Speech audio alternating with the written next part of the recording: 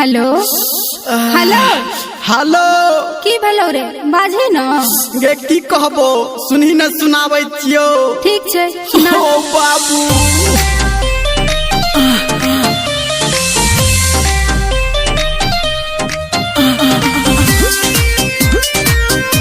माँ Gayatri recording studio.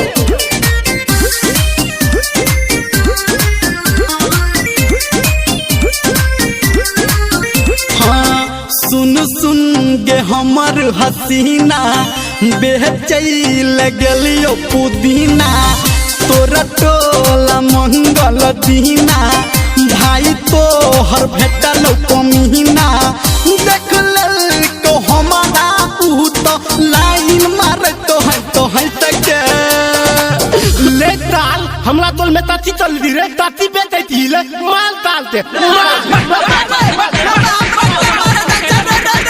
मारो लगलो पैसा के भागलियो पैसा के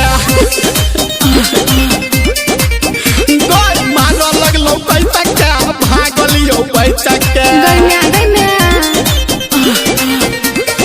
बुझली बड़ मार मार ले कौसार सबागा से घर घर के मारला सुन रे सुन मजनुआ अपना बना लेबो दुर्जो सुन रे सुन मजनुआ बधिया। अपना बना लेबो अब छियहु मिला हमरे मल हम लगा देबो अच्छा अब छियहु मिला हमरे।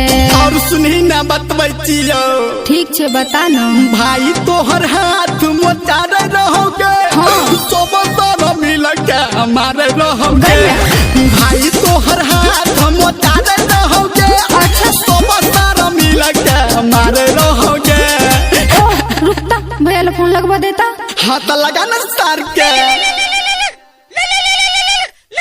हेलो हाँ हेलो हेलो सुनो मोरा भैया हो तू छह बढ़ का कसैया हो सुनो मोरा भैया हो तू छह बढ़ का कसैया हो हम तो करी ले बसादी भज के सुनो छ मियाँ बीबी राजी तो क्या करेगा पाजी मियाँ बीबी राजी तो क्या करेगा पाजी मियाँ बीबी राजी तो क्या करेगा पाजी खौरू खारी हसरवा तू रे मजनुआ रे चल चल चल भाग जाय छी। हाँ चल चल चल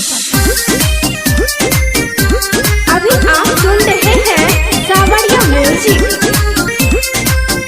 भागी के देबही तो बादी के बोली गे भागी के देबही तो बादी के बोली गे दुनु के माली देबो छाती में गोली